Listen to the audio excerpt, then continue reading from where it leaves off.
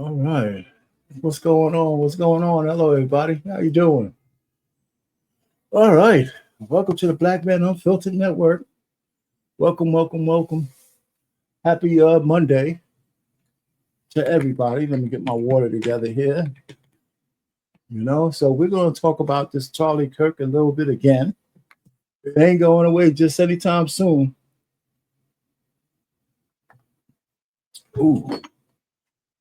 So, hello. I'm waiting for folks to come in. Listen, I have my blood test results today. And they're saying, hey, listen, man, for a fat bastard, your blood looks pretty good. That's what they said. They put a little bit more, decorum on it, but that's what it comes out with. For a fat bastard, your blood is pretty good. Cholesterol is okay. Kidneys are working, all that kind of good stuff.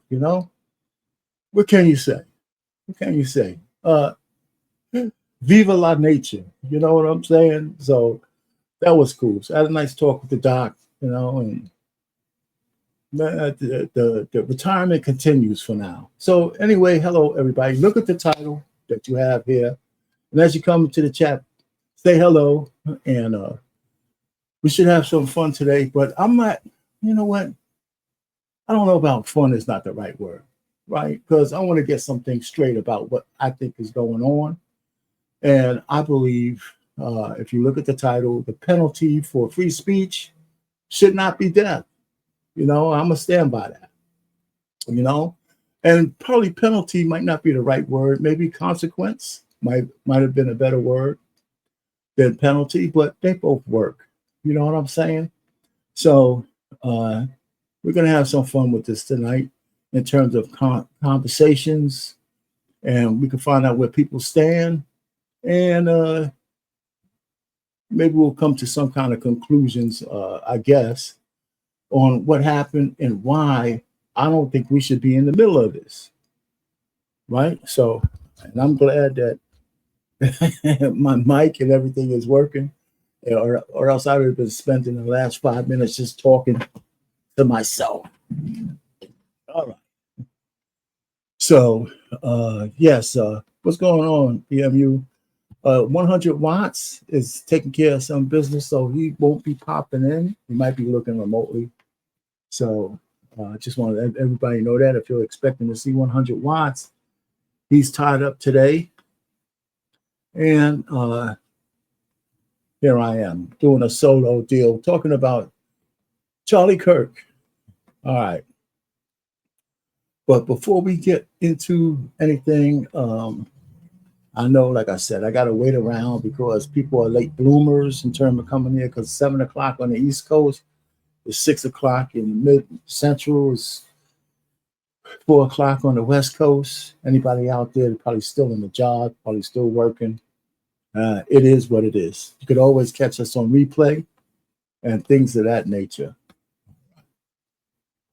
So what I wanted to do was kind of give you a scope of how we're going to go through this today.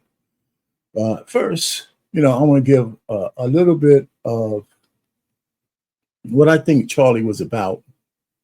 And then we're going to talk a little bit about some of the HBCU situation. We're going to talk about a couple of, at least a couple of items that he talked about, especially when the Second Amendment and what he thought about the sacrifices for having a Second Amendment. And some people are trying to use that against him. Of course, I have a segment called Let the Women Tell It, and talking about this situation and how we should view his assassination. And then we're talking about people getting fired. A lot of people got fired. And we could discuss, whether we think that's fair or not, or whether it's hypocritical that we talk about free speech and people are getting fired by exercising their free speech, right? So that's worthy of a conversation. Why can't I say anything, even if it's incendiary, and keep my job? Why not, right? That's what people will say. If we're saying he shouldn't be shot and assassinated for his words, why should I lose my job? And, so there might be worthy of discussion, and we'll see. I don't like to see anybody lose their job, but there's probably layers to that. right? So we have to go ahead and explore that part. And then I have a couple of clips where he's having an actual discussion with a couple of black students at different schools, and they're doing his regular debate. And I think there's something to be gleaned out of those dialogues, or that back and forth between the student and Charlie. I think that's something that's worth and worthy to check out. What's going on, champ? What's happening? So before we get started, I am going to do a little icebreaker that I think some of you guys might think is pretty funny. Has nothing to do with my man, at least not the first one, but I think it's funny. So while we're waiting for people to come in, I don't know, champ, if you wanted to come up, or if you're busy, just give me a high sign. I'll just drop the link or whatever in a minute. But first, let me go ahead and all right. Hey man, I appreciate that, man. You're always welcome. So let me go ahead and show this little icebreaker. I think it's funny. Everybody stay tuned for this. And let me have it up here somewhere. There it is. All right. Let's do this. Nah, that's not it. Shit. Let me get rid of that. Let me get rid of that. Yeah, it's somewhere up here. I see it. Yeah, there it is. All right. Everybody looking at this?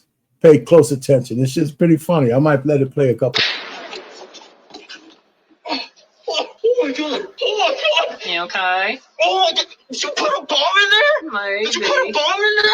I had to do what I had to do. You keep stealing my packages. You were gonna kill me over me stealing one of your packages. I didn't anticipate you dying. You're insane, dude. You're fucking insane. I'm insane. Isn't it crazy that you roll up on random people's porches and steal their packages? Oh shit.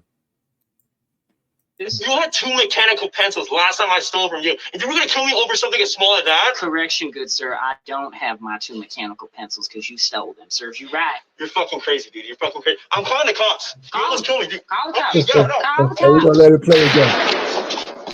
Oh my god! Oh my god! You okay? Oh my god! Did you put a bomb in there? Maybe. Did you put a bomb in there? I had to do what I had to do. You keep stealing my packages. You were gonna kill me over me stealing one of your packages. I didn't anticipate you dying. You're insane, dude. You're fucking insane. I'm insane. Isn't it crazy that you roll up on random people's porches and steal their packages? You had 2 mechanical pencils last time I stole from you, and you were gonna kill me over something as small as that? Correction, good sir. I don't have my 2 mechanical pencils because you stole them. Serves you right. You're fucking crazy, dude. You're fucking crazy. I'm calling the cops. You almost killed me, dude. Call the cops. Yeah, no. Call the cops. No, it's not about Charlie. Hey, PMU is an icebreaker, man. You just relax, man. Just relax. It's not about Charlie. Yeah, I thought it was pretty funny. Which is such a humor. Anyhow, that's the next one is about Charlie, but it's a parody. I think you guys will enjoy this. Before we get into my other stuff, so here goes. Now you guys know, and I know, champ, you put out there. I know you was talking about people losing their jobs and the dichotomy about that, but I'm gonna touch upon that on this one, just briefly. All right. You shedding your crocodile tears is not going to do anything to us. Newsflash, we do not care. Let the tally continue to increase. We're currently in the 600s, the 700s. Maybe this number needs to continuously increase the more you idiots continuously show us all how stupid you are. So keep it up. Isn't a fundamental part of being an American that before we go through Whoopi, 658 people lost their jobs so far, that based on his count, based on putting out, dancing on Charlie's grave. And we could probably talk about that a little later on whether that's fair or not. But okay, let's give the view some. Now check this parody. we are able to express our opinions to each other without fear without this kind of horror happening. And it seems to be something we have been seeing more and more of. And it's not even left or right. It's just people being taken out because of their beliefs. There's just no place for this kind of violence in this country. I am heartbroken over it. I cannot believe that someone would kill another person because they were speaking their beliefs. Well, for years, you and your allies in the media have been conditioning half of the country against the president, his supporters, and figures like Charlie Kirk. Trump is Hitler, his supporters are fascists, right-wing extremists is danger to our democracy, they're Nazis, you know the words.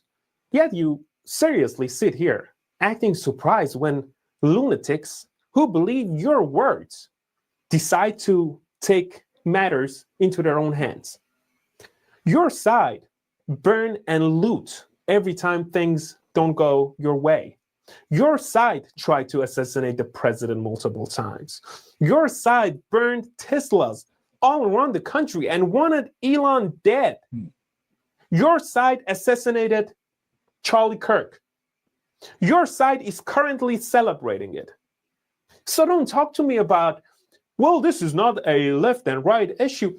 It is the left. It's only the left. It's ironically the Democratic side who engages in political violence and killings of figures they disagree with.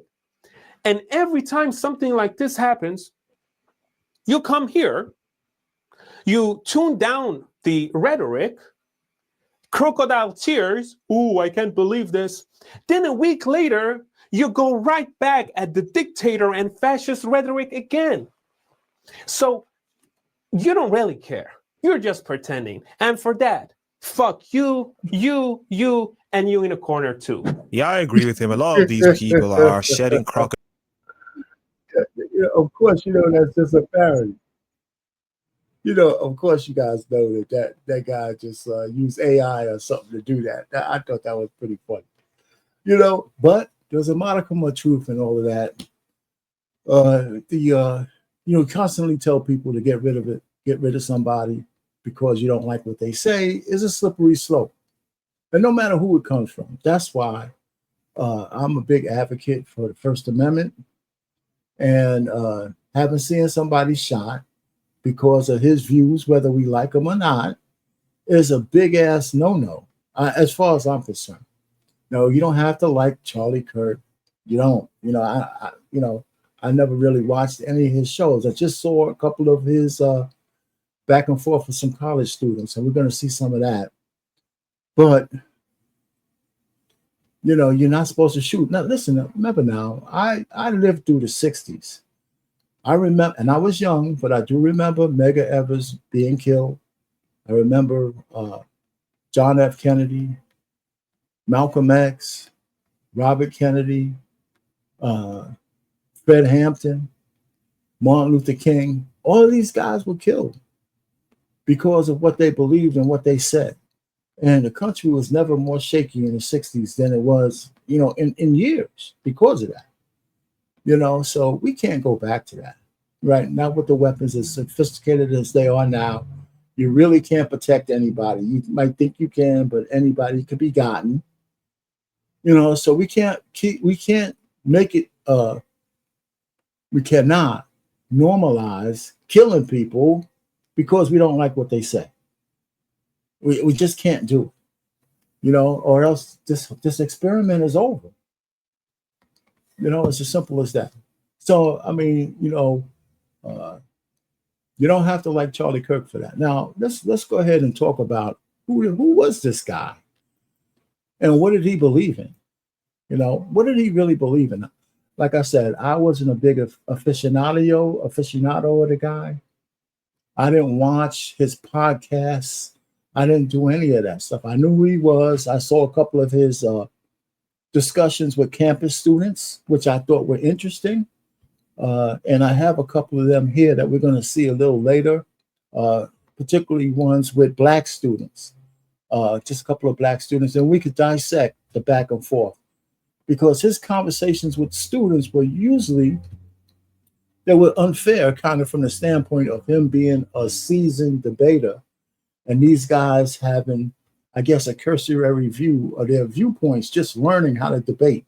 So a lot of times they were at a disadvantage going back and forth with them, but there still was stuff to glean from where these kids' mindset were.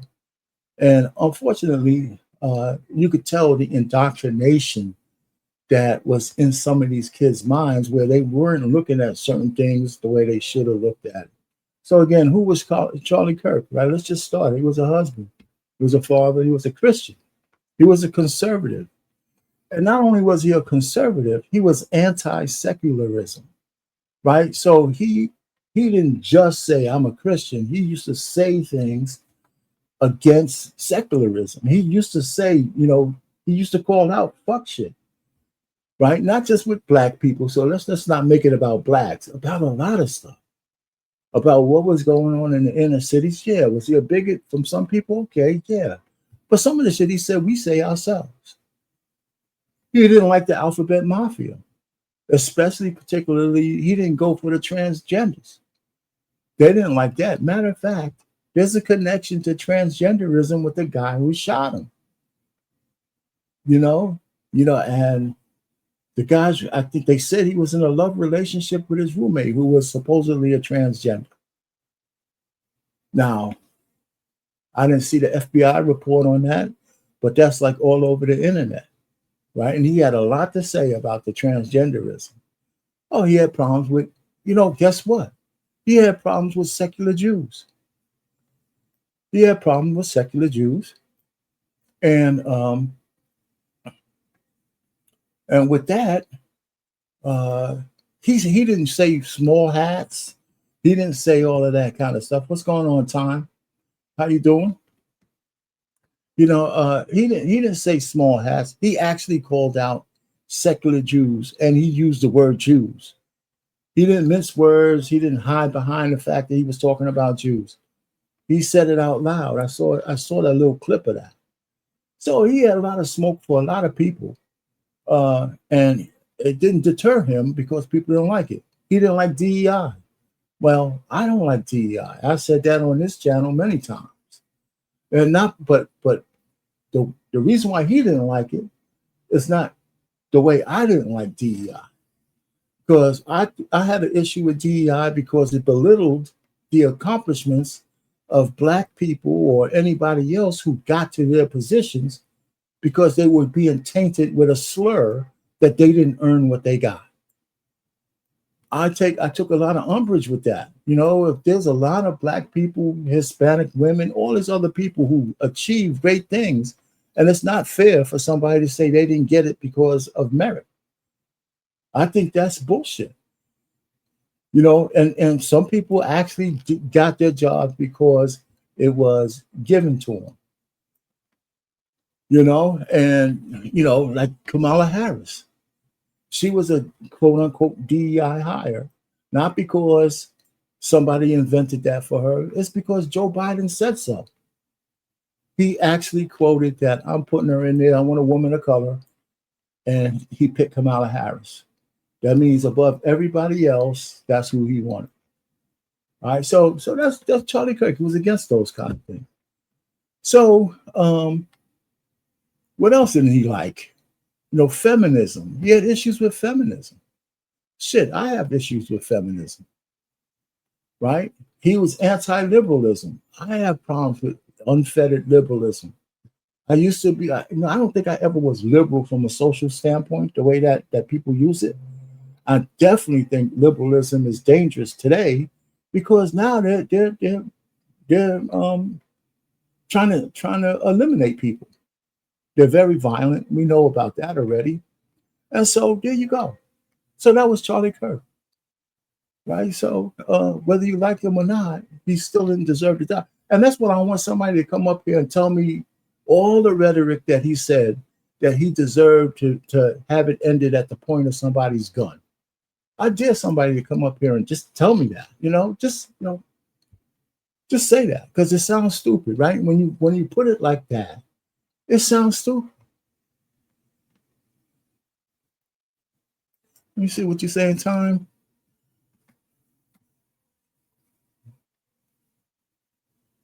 Yeah. He wanted to see the Epstein stuff.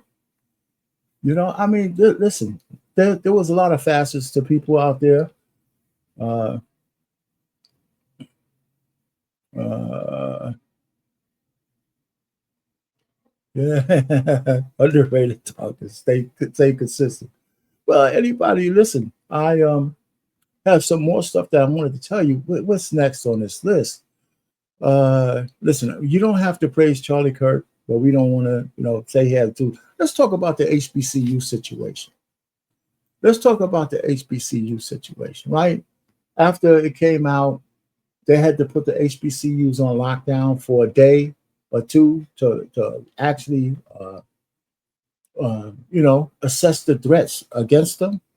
And so let's talk a little bit about that, right? Let's talk a little bit about that. Let me.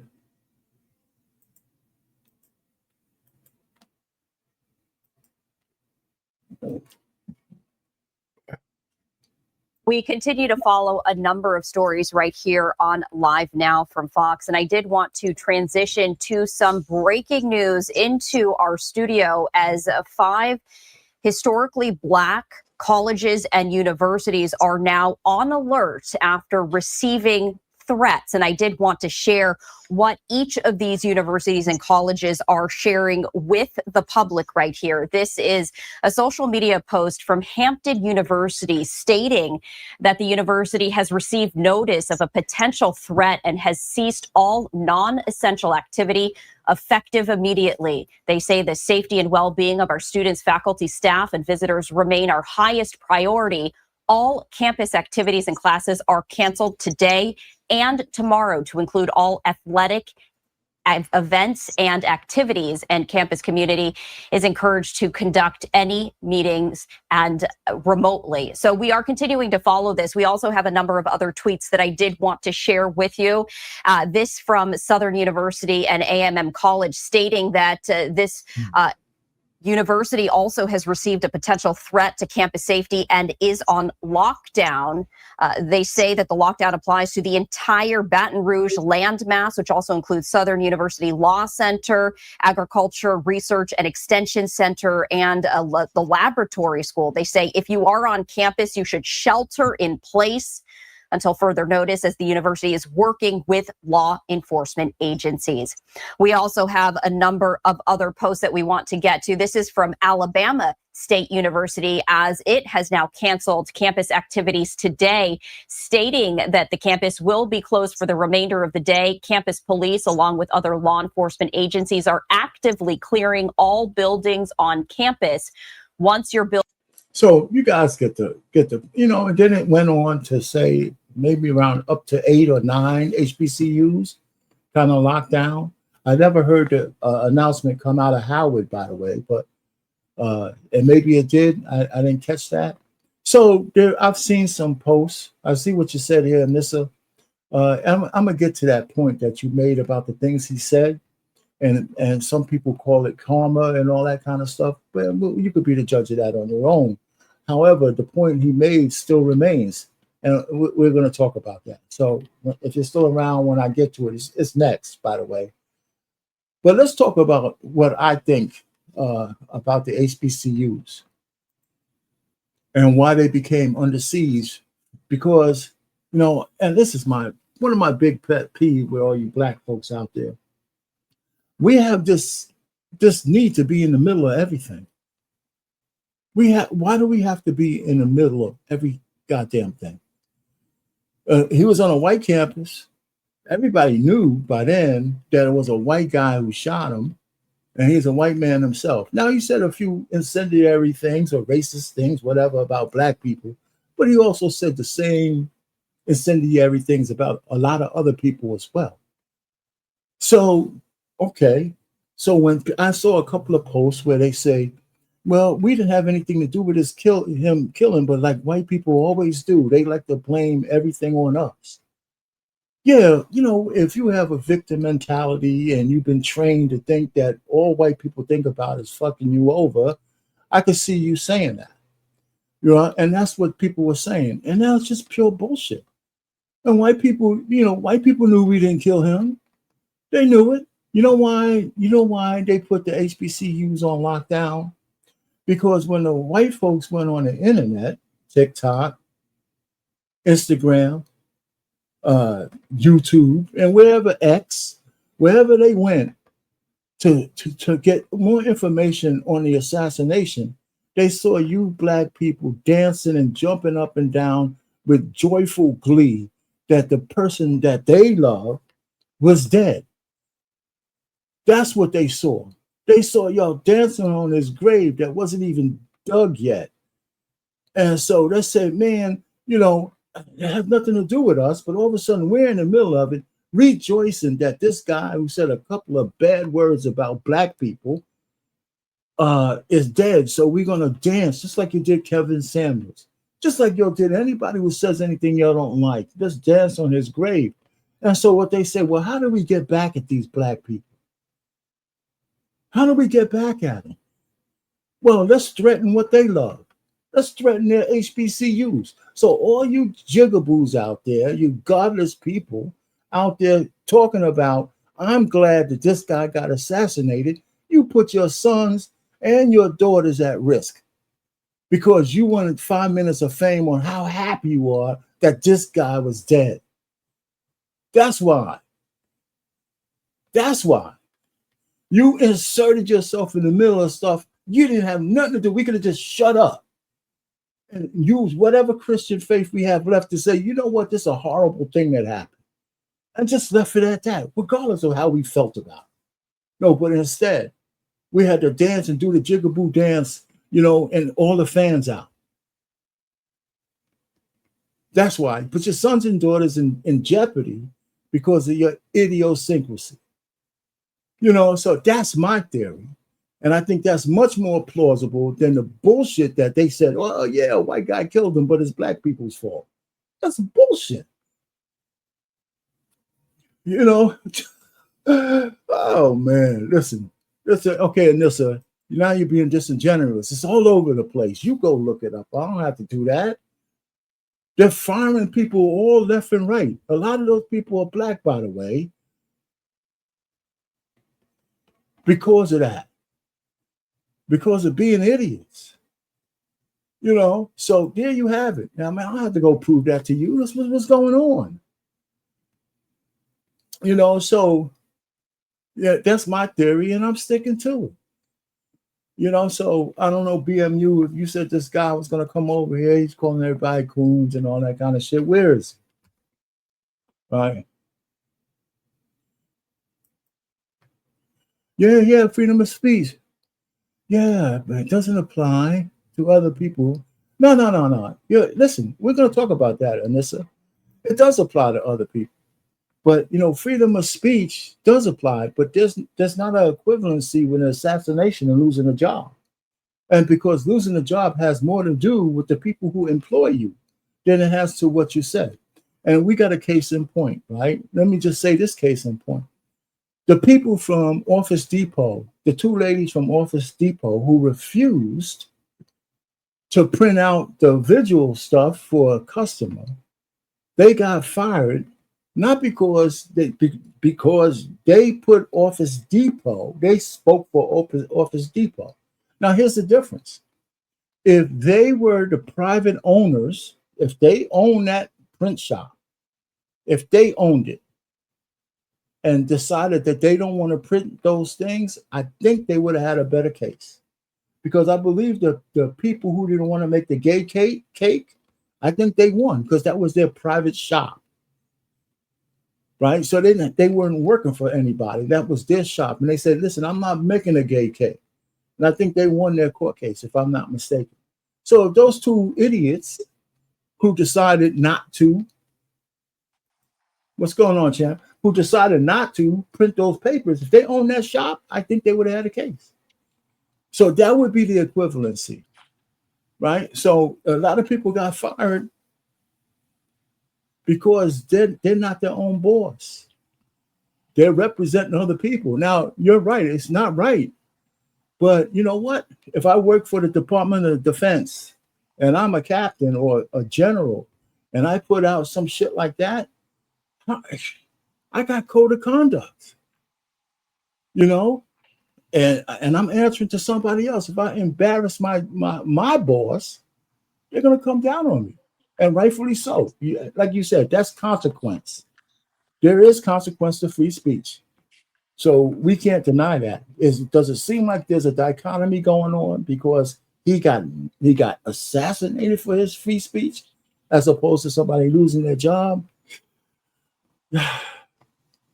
And that only works if they're the ones who own the business. If they own the business and they got in trouble for that, I think that would be different. But they don't own the business. What's up, Jim? What's that? What's good, man? Can you hear me? Yeah, I hear you. Yeah. I saw you did a stream on this. Well, you know, I didn't see it all. I know you touched upon it. Well, I did a reaction to it today, but Okay. it was more about the people losing their jobs and how cancel culture now has shifted as far as as far as like with the conservatives like not liking cancel culture when it's like the Dems doing it or the liberals doing it and stuff like that. But now it's like, oh, like, yeah, well, let's find all these people to help them lose their jobs. Like, I got you know what I'm saying?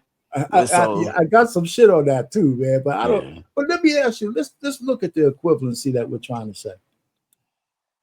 They were canceling if I misgendered somebody and I got canceled or something like that, or I lost the job because I refused to call, a flurry, a flurry and shit.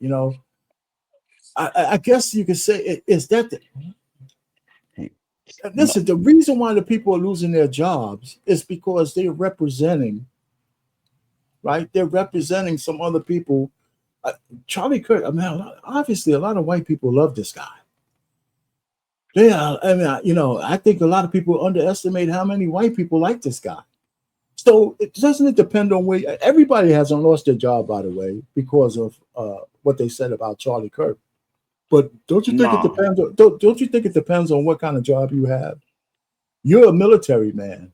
If you come out in the military, the code of conduct there puts you in more danger than, I don't know, a teacher I mean, but or yeah, in that case, I would expect it more for you know, a command, somebody in command, somebody in the military, somebody talking out against the president, somebody talking out against, the leader of the house or something like that. You know what I mean? But and I do think that all military members should have some decorum, especially when you're getting paid to protect our nation, our people, our citizens, and things like that. So you definitely should have some decorum. I think a lot of military members were kind of pushed back, appalled a little bit from at least from people that I have spoke to so far that because I live in a military community, right, so right, right. um they were appalled that a regular civilian, even though he was, um, you know, instrumental in helping like young conservatives come over and come out and be able to speak out and be boisterous and vote for Trump and do these things without being, like unapologetically, right?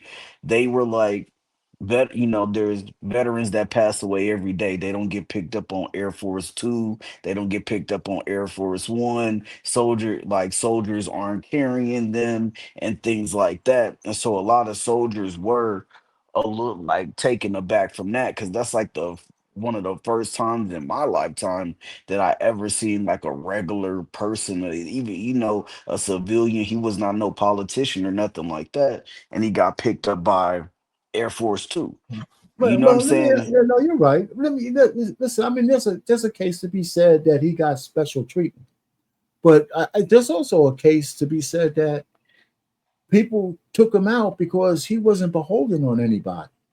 He was able to say the shit that he said because he didn't work for anybody but himself. Hmm. Right? They couldn't really counsel him. Right? He couldn't be canceled, and the only way these guys felt that they cancel him was by taking him out. Now, as far as the military and all that kind of stuff, there's no real rule against it, right? We're talking I mean, about it's precedent. We're talking just about precedent, right? yeah, but it's just something that you never seen before. Like for a Well, I regular mean, civ, I mean but there's for nothing. But it's no. You're right. But that's you're talking about precedent. right. And so I mean, yeah, there's nothing in there that I'm says just they saying can't do that. from right. I'm just saying from like from feedback No, that that's I've what I heard hear. back, and they just were like, you know, a lot of service members and veterans were like thrown off because they were like, you know, yeah, he was speaking out, he was helping you know, politically and things like that, but you know what I'm saying, to get that type of treatment, to have soldiers carrying you, you know, carrying you off of Air Force Two picking you up and all that, you know, they Yeah. just felt like that was a little bit overboard. Um Well, and let then me ask you, what's the political leanings of those people though, who are saying that? I mean, where I live at, most of these people are conservative. Like most of these people are, but these are, Okay. it's different when it's Okay. coming from veterans though. Like, you know what I mean? Because you're No, gonna get, but yeah, veterans have political leanings. yeah. I know. I'm just saying, like they weren't coming from it from a political standpoint. They were just I coming from it understand.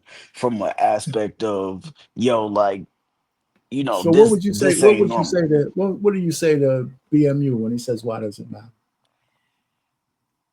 I mean, I just think it matters because, you know, veterans, you know, in an aspect, at least the ones that I spoke to so far, they just felt like, you know what I'm saying? Like, they just felt like, why this person out of everybody in the What? world, But what? that's easy though, y- because of his That's, popularity. I yeah, mean, yeah, that's the answer. okay. That's Yeah, I really the mean, answer.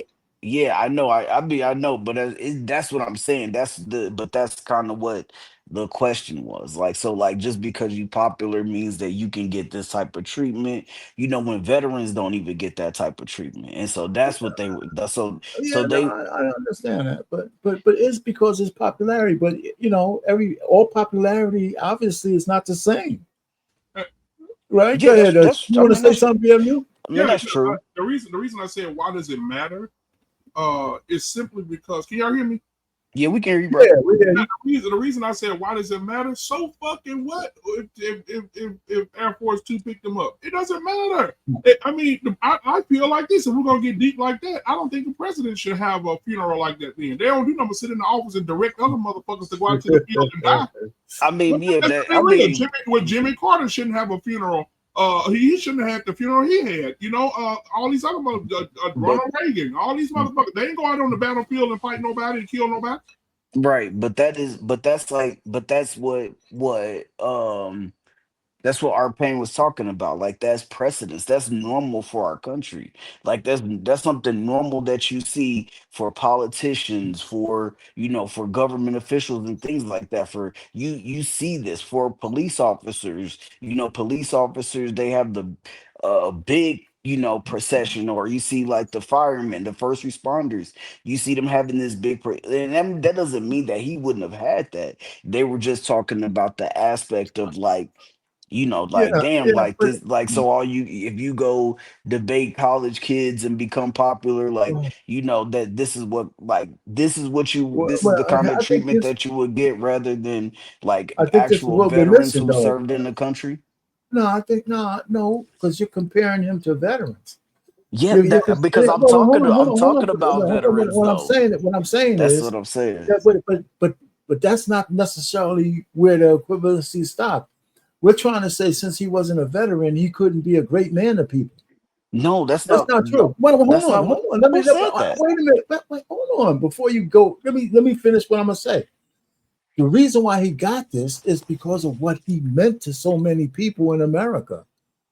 That's why he got that treatment, whether he was a veteran or not. You know, so if it's no code saying you can't do the things you can do just for a regular citizen, like the Medal of Freedom, right? Isn't that a medal you give to a citizen? Right? I believe that's something that I think that might be a medal you can give to a citizen who does something. So that's saying his contributions at 31 years old and his closeness to the president merited him that kind of treatment.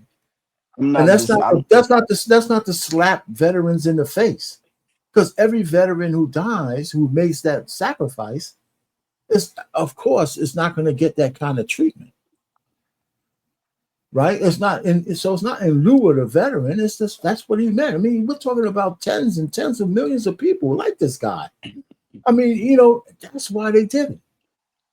I mean, I think we could read stuff into it, and the veterans who didn't like it, they have a right not to like it. They have a right not. They have a right not to like it. I mean, but That's all I was saying. That's yeah, it. Just okay, that some vets that I talked to, they had a problem with it because they just felt like that was kind of out of pocket. well, But they you know, yeah, okay, but it's cool. I mean it's just just like the people who don't care about it, whatever the case may be, they have the right to their opinion for it. You know what I'm right, saying? I like right, I feel like the vets who had a problem with it, they have a right to their opinion too. right, and you know, and this is where the consequence comes in, right? We have a right to free speech. He paid the ultimate price for it. And the people who are getting fired, they have a right to free speech too. But there's some of those people face consequences they weren't thinking about. Like if my financial life rested upon me just keeping my mouth shut or taking a chance, because I work for the military, I wouldn't say shit. I told, I didn't need to, but I told my daughters and shit. I said, listen, once on social media, not a lot. I said, just make sure you don't say no stupid shit about this whole Charlie Kirk stuff. Yeah. You know, just whatever you feel, just keep it in. Hey, Because Pain, hold up. people, yeah, My bad. I don't mean to interrupt you. Hey, yeah, BMU, man. Where your black ass at anyway, man? I ain't seen you in a while, brother. I was Hey, you know what though? Our pain. You know, one of the things I think that we make a mistake of as parents is that we What? that we shut our kids up. Shut them up. Yeah, let me tell you what my grandmother told. My grandmother said during the civil rights movement, Right. there were children who, under their own fruition, 13, 12 years old, who all of them left the school together to protest for black rights. And it was out in them streets just like the adults was. Right. But I'm saying what we do as parents is shut up, don't say nothing. You got anything to say? Be quiet. What they voice said? No, that's absolutely not true. That's what I said. If my kids were still home and they were like young, they could say whatever they want. I'm not gonna encourage my daughter who has a job to put that shit in jeopardy to say some shit over this fucking incident. This has nothing to do with black people. My coworker was saying something about that today. She's Caucasian. Yeah, man. Are you kidding me? She said she told her son, not to don't go online and discussing this issue as far as Right. saying bad stuff in public and all that. But BMU, I hear where you're coming from, but this ain't that issue. This ain't it. And right, and then I'll say this too. A lot of things that we didn't agree with. I'm setting up over here so I can get on camera with y'all. A lot of things that we didn't agree with. A lot of things that Charlie may have said that we didn't agree with, right? But and I love Anissa to death. But I think in 1 month of his life, Charlie may have done more in 30 days than Anissa has done in her whole life to stand for something, bro. He did not lie. And motherfuckers at my job today was showing me videos of him talking about black culture. He said, in the hood, black people are living and becoming the rappers, and they doing all the violent shit the rappers say they're going to do. Is that not the truth? Too much of it is. True. Too much of it is. I can tell you that. But listen, man. But that's just not just black. First of all, black people don't like to hear nobody. We don't even like to say that. We say that shit, but we don't want nobody else to say. Some of the shit that he said, we say all the time on these panels. Yeah, we say it all the time. But Pain, just to say to reiterate that, man, like I agree. Because I was hearing some people say that black people shouldn't police white people. And so, but that was coming from like white people saying that we shouldn't police white people. So then it's like, well, he was telling black people this and that. And so you know that black people are gonna feel the same, like, why are you policing Wait a us? minute, though. We police white people all the time. I know. I'm saying that people say that on both sides. So I'm saying I agree with you. I'm saying that people Okay, say and that we on both ignore it. sides. We ignore it on a regular basis. I think people do, like, on both sides of that, man. I I mean, don't. if you're not in those rooms, if you're not in those I'm not talking about if I'm public. saying it, yeah, but I'm saying if you're not on those podcasts, you're not, on, Oh no, like no, you I've don't, seen it. Yeah, I hear you're you. not, I hear yeah, you. I hear you. you're not gonna be around it like that, or you're not gonna be, it's not gonna be as prevalent to you as it is to us, because we had these conversations like this. Well, listen. No, you're right. You're absolutely right. So again, the reason why the impact of what he said is more than just a usual guy is because of his reach, right? It's really a reach issue. His reach was big, right? That's why they had an issue with Andrew Tate. Whatever you think he's an asshole, he had a reach that they didn't like, right? So if you have this reach, I mean, if all the people in the '60s who got assassinated had a reach that regular people didn't have, right? And so once you get to that point, a person says there's no sense arguing with you because they can't beat you even if they have a point because their message isn't as penetrating. So he penetrated, but when you see his campus conversations were actually very benign. They were, I mean, and that's where I know him from. I said, well, he's having, I have a couple on this thing. We can see one of them. But here's where Anissa came from, that maybe they say, this is where people say it was karma. I want to show you that. I want to just show this one. Where people say, it's karma, blah, blah, blah. And where is that?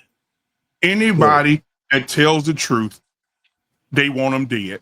And it doesn't matter if you're a black man. It's all about masculinity here. Let's start. If it was a sissy up there talking about wearing wigs and pulling his dick out for kindergartners and reading books, it wouldn't be a goddamn problem. But since it's not a sissy, Kevin Samuels told the truth. When he died, they danced on his grave. Charlie Kirk, they danced on his grave. Anybody, Martin Luther King, they talk about, oh, Martin Luther King, the black people love Martin Luther King. Oh, they do not. No, they did not like Martin Luther King because they felt like Martin Luther King was bringing too much pressure to the black neighborhoods, and they thought the white people was hunting them down. And also, if we go back, if we really think about it, when Martin Luther King did a speech one night, who stabbed him in the chest? Was it a white man, white woman? It was a black woman who stabbed him in the chest with a letter opener and almost killed him. Remember that. All right, and then we can even go further than that. Arpain, who after Martin Luther King passed away, they took out his whole family. His mom was sitting at the organ playing the organ at church. A black man walked behind her as she was playing and blew her fucking brains out while she was playing. A black man did it, not no white man. A black man. If we look at the Black Panther Party, there wasn't no white man that went in there and say, "Oh, we're gonna go in here and just kill him." It was his own homeboy. The nigga did it. Yeah. Come on, anybody that tell the truth, your own kind will be the first motherfuckers to drag your ass. And I'm tired of hearing it, like JVJ bitch ass. I hope you hear me. I'm coming, JVJ. I see you did a live on me, nigga. And I called you out and I called your phone and you ain't answer. So I know you a bitch. So I know you ain't gonna come up here and say nothing. You gonna make me the old black man on filter gonna come out, bro. Bring your bitch out. You want to sit over there and talk about everybody and their family? Want to talk about our pain, me, JT? All right, well, come on up. I sent you the link, nigga. I'm gonna calm down. Trey here. Calm down. Go ahead, Trey. They're gonna make the old BMU come out, man. Okay, Trey, what you got, man? How you doing, man? I don't know how long you hold on, I ain't done yet. Listen. Oh, okay. I got one more thing, bro. I'm telling you, bro. This is what I told the people that work today, and they can't go to HR because y'all started an HR-related conversation. So I'm just gonna blend in with you niggas. I said, all y'all talking about this whole Charlie Kirk situation, when Kevin Samuels died, y'all talked about that. We've been here for years talking about the same shit. I say, but I ain't never heard one of you motherfuckers talk about the motherfucking trans niggas with their dicks hanging out, with their dicks on kindergartners' foreheads, reading books to them, Jungle Book with their dick out. I ain't heard it. I ain't seen it. Matter of fact, I'm gonna tell Mr. Bennett. Arpain and Mr. Bennett, Y'all got some goddamn explaining to do. New Jersey just passed a law where you can name the sex of your child before it's born. If it's a boy and you want to be a girl, they will put girl on the birth certificate. They will put girl on everything. Before y'all got some explaining to do. Pain. I saw it on the news yesterday. Y'all got some goddamn explaining to do. I didn't hear that shit. But you know what, man? The red guy, the Republican, is catching up to Jackie Sherrill, man. And he's coming out, man, saying, I'm gonna get rid of all of this shit, man. He's trying to take a page out of Trump's book.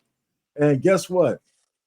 He got my vote like a motherfucker, man. Ain't no doubt about it. I don't care. I'm not voting for it, man. A black man, are you surprised? New Jersey's a shithole. Oh well, hey. We talking about New Jersey and shit. That's what my wife. Hey man, Trey. I lived there for 2 years. It is a shithole. It is that. There's literally outside of Atlantic City. There's literally nothing there. Lord have mercy.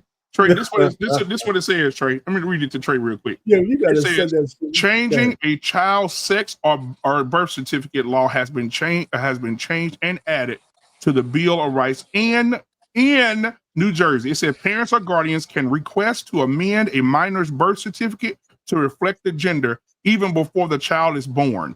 The parent or guardian must complete a form affirming that the change is to conform a minor's legal gender to the gender identity chosen by the parents. That's what it says. That's incredible. So if your woman pregnant and it's a little girl, she can say, no, that's a boy. And when it come out on the birth certificate, it's going to say male.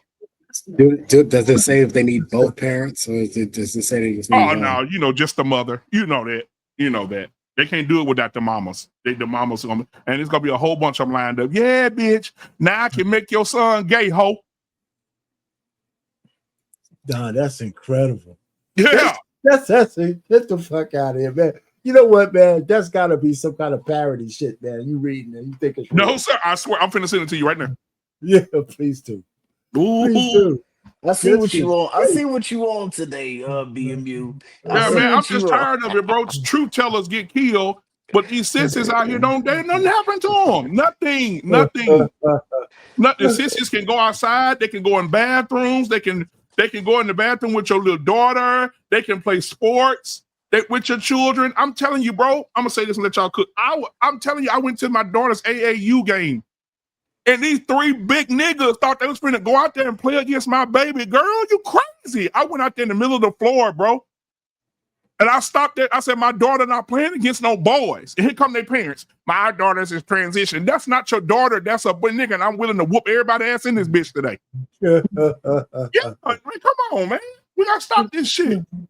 And then the other parents come in and finally found out, and they shut them down. They made them boys go sit down. All three of they tall, damn near 5'11", 6-foot asses. Go sit the fuck down. Unbelievable. Unfortunately, that's what it's going to take. Go ahead. I'm sorry. It's going to take. No, man, that's cool. It's good, man. It's all right. Hey, listen, man. Go ahead, Trey. I was going to just play this little short clip about. No, I was going to say, BMU. That's what it's going to take. I mean, that's where we are in our society, that if a man doesn't stand up and say this isn't happening, people are going to just let it happen.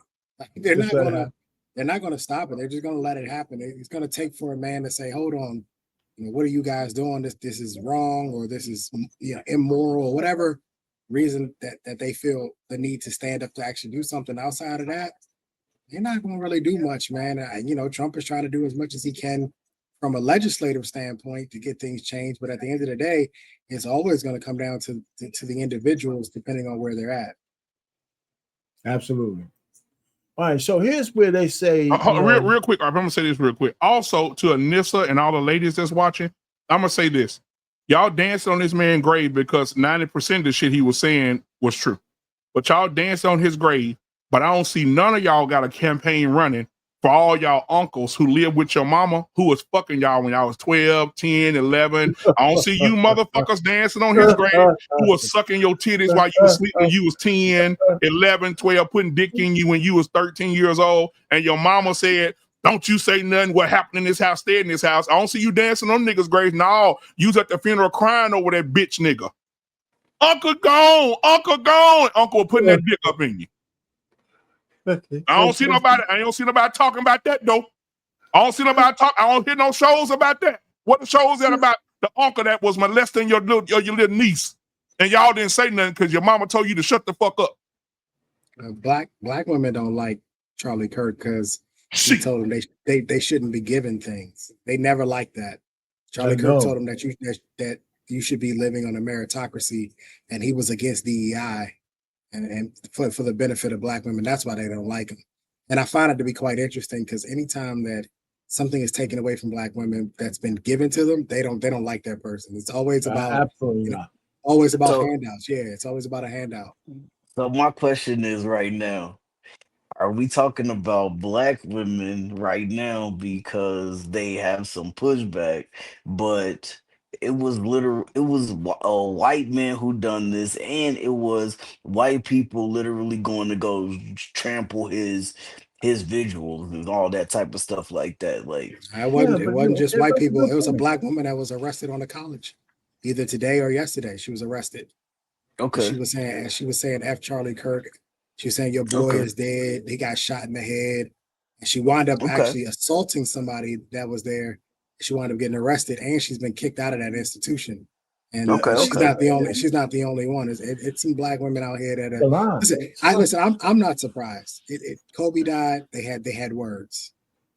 Kevin Samuels died. They had words. I'm not shocked that this is where we are. It's not that bad. Hang on. Well, Black women, and a lot of them have issues with men being men, masculine men. I got it. I know that. Hey, let's just play this little short clip about him talking about the Second Armed Amendment. citizenry comes with a price. Wow. And that is part of liberty. Wow. Driving comes with a price. 50,000 people die on the road every year. Wow. That's a price. You get rid of driving, you'd have 50,000 less auto fatalities. But we have decided that the benefit of driving, speed, accessibility, mobility, having products, services, is worth the cost of 50,000 people dying on the road. Wow. So we need to be very clear that you're not going to get gun deaths to zero. It will not happen. Right. You can significantly reduce them through having more fathers in the home, by having more armed guards in front of schools.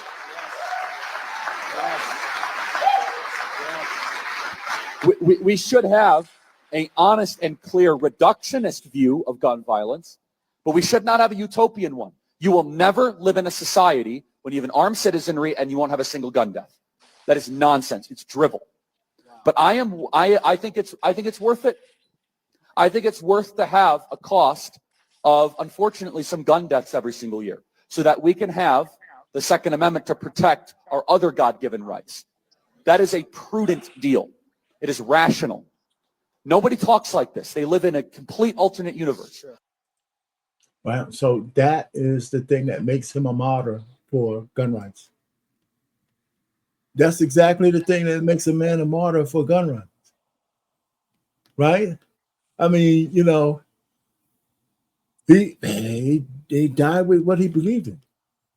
I mean, I don't call that karma. It's just one of the things that it's going to be, inextricably linked to him, right? That he said that. So listen, but he's right in general that gun, you're on mute, Trey. Gun deaths are never going to go to zero. And I know all three of you, all of us up here, we all, I think, we might not admit it, but everybody owns a gun. Absolutely, several. But in that context, did anybody ask him, like, how do we get it down to zero? Or when you listen to the political discussions, it depends on who you're talking to. They act like you can get it to zero. I've never heard nobody say that you can get it to zero. I heard what I've heard people push back on is when some states don't want to make gun laws stricter, especially after like a Sandy Hook or last week a Evergreen here in Colorado after the whole Charlie Kirk situation.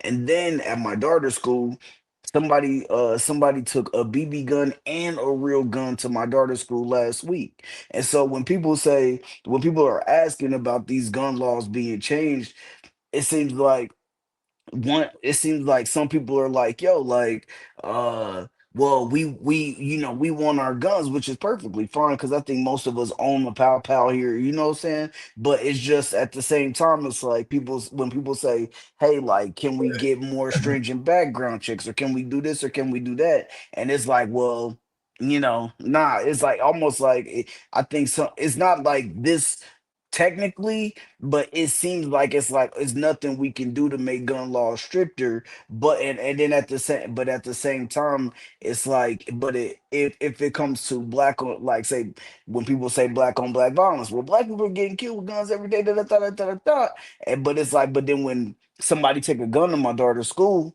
it's like, oh, yeah, but those almost like, it almost seems like sometimes, like, damn, those are just kids. That's kind Well, of what it seems like. but hold on though. Okay, so listen, there'll be some people who think that the gun laws are strict enough. They just need to be enforced. That's You one. talking And about hold on. I was just asking. No, what do you mean? There's gun laws on the books everywhere. Yeah, Right? Some but they people were just asking think, for more they just, strict. wait, hold on now. That's not true. New York, New Jersey, gun laws are tougher than a lot of other places. It depends on where you are. In the Okay. South, people are grown up with guns. But here's the kicker, though, and you know this: criminals don't give a shit about gun laws. Yeah. Criminals don't care about gun Hey, laws. hold on, just a second. What, you done? Oh, I'm with you, Finch. Yeah, no, go ahead, man. So I want to address Anissa, what Anissa just said. She said that's that Louisiana backward whole ass shit that happened to your family. Don't try to put that on other people. I'm gonna pull this up on the screen, because when dumb people, when smart dumb people say something, you got to check smart dumb people. Okay, so I pulled it up just right here. I pulled it up. It says 40% of juveniles in cases reported to the law enforcement, 34% of juvenile sexual abuse victims are victimized by a family member. Let me say it again, because since she didn't Google it, but see, she don't have to fuck with me. I'm gonna pull. I got it over here in my face, and I'm gonna put it up on the screen. I'm gonna put it up on the screen so we can read it together. 34% of molestation reported to the law enforcement. 34% of juvenile sexual abuse victims were victimized by a family member. And I'm finna pull it up. Because I need her Or to see it. somebody close. Yeah, I'm gonna pull it up because she said it's only for poor people. See, Anissa got a little money and she done went crazy. So only poor people, nieces and nephews get molested. Only poor people. Only poor people. Jesus Christ. I'm telling you. This is crazy, man. What kind? You had a bad batch of wine somewhere in there, man. Yeah. Only poor people. Let me pull this up. Okay. Now I want y'all to read it because maybe I'm illiterate. Hold on. What does it say right there? According to rape, abuse, what does it say? The first one. According to Rape, Abuse, and Incest National Network, RAIN, basis of cases reported to law enforcement, 34% of juvenile sexual abuse victims were victimized by a family member. Suck a horse dick. Family member. You see it? It ain't no country back road shit. Family member. And if you think hard enough on this, because you real pretty, you think hard enough, one of your uncles probably slapped you on the ass when you was 10. Back to our schedule programming. Oh man, listen. I tell you what, man. Listen, we could go. One of the things is that I have this segment on my channel. It says "Let the Women Tell It," and sometimes men we talk till we're blue in the face, but every so often you find a woman that says something that's worth listening to, and so I kind of capture those moments. And here's one talking about Charlie Kirk and the fact that she thinks it's crazy. And I got 3 of them, by the way, and I'm not going to pay them all, but where Let me just play it. Let me just play it. Because I like to have somebody else say shit besides just me. Yeah. Acknowledged what he thought was problems in our communities. Charlie Kirk is dead and black people are mad at him. Why? Oh, I know. He acknowledged what he thought was problems in our communities and offered solutions. Hard work, fathers in a home, education. That's what y'all mad at. Somebody telling you to work hard, marry before having children, and take education seriously. We have lost the plot. We have really lost the plot, and I am extremely concerned about my people. Liberal ideology, Democrat ideology, baby mama culture, whatever you want to. Okay, Trey, you said that's not what he said. That's not all that he said. Right? Can you hear me, Trey? I saw you write in the thing. This is not what he said. That entire clip has been taken out of context. The entire thing. When he was talking about that, he was not talking that it's okay for people to die so that people can have guns so they can shoot each other. That's not. You talking about in this? I'm sorry. I thought you was talking about her. All right. No. I misinterpreted. I thought you said you was listening to what you said. You guys gotta stop listening to clips. If you're not gonna watch the entire thing, don't comment on a clip. You gotta watch the entire thing. Yeah, but that's tough not to do. That's what people do. You see a clip, and you react to it. I get what you're saying. Then I'm gonna call you stupid. I get I'm what gonna call you stupid and you're an idiot if you're going to formulate an entire opinion based off of a 20-second clip. Isn't that what everybody did when Kevin And Samuels everybody's first told that stupid. girl? And everybody's stupid. Bro, okay, that's fine. I'm not gonna argue with you, bro. There's nothing to argue. I'm not gonna argue with you. You're trying to make. No, I'm not, bro. I'm just saying. No, bro. I'm not, bro. I'm just saying, like everything in our culture now is short. You don't like people don't really sit down and read books And like we are that no dumber more. than we have ever been. I said I'm not arguing with you So why about are we it. still I talking understand about what it then? you're saying, but I'm just saying you that want to put this now point out so bad, but it's a stupid point. it's not a stupid point, bro. It I'm just is a talking stupid about the point. facts. There's a difference between what we should do and what we do. Like what's really reality now? Like what's really reality? People but react to sometimes shit we all the should time that challenge. they people react to shit all the time that they didn't get full context to. We should challenge shit people doing that. Whether they correct themselves, that's another thing. But we should challenge that though. Should be challenged. I didn't say that you shouldn't. I didn't say that you They should. did the same. They do the same thing with police shootings. You see 5 to 10 seconds of the actual shooting, no context before, no context after. Oh, the police are wrong. Well, how do we know that? How do we know that? Can you watch the entire thing before you come to judgment? Before you make a decision? So So we about to watch this whole 9 minutes. We should. We about to watch this whole 9-minute video that Anton reacted to. No, you don't need to watch Anton's version of it. I was just listening to what the sister was saying, and you heard what she said, and she made a point. I mean, she did like 2 minutes of it, and of course Anton takes it out of the 7. But it's something we know what she's saying, and she's absolutely right. Now, Charlie said more than just those few things, but I think that everything he said about the black community, whether it was right on point or not, people are getting on him because they don't want to see a white man saying anything about black people. And it's as simple as that. And that's not unique to Charlie, right? That's not unique to him. That's just the way it is. That's not unique to none of our communities, low key. Because if you talk about the LBGT people, they're gonna be like, "You're not a part of this community. Why are you talking about it? You talk about women's bodies. They're gonna say, "Why are you talking about women's bodies? Because you ain't a woman." That's just kind of like a part of everybody's community, huh? Well, okay. So here's a point where I do want to talk about with Anton talking about, because I think I agree with him on some of this stuff, right? And I'm gonna share with you in a minute. I just want to get it to the right spot because we're not going to listen to all of this.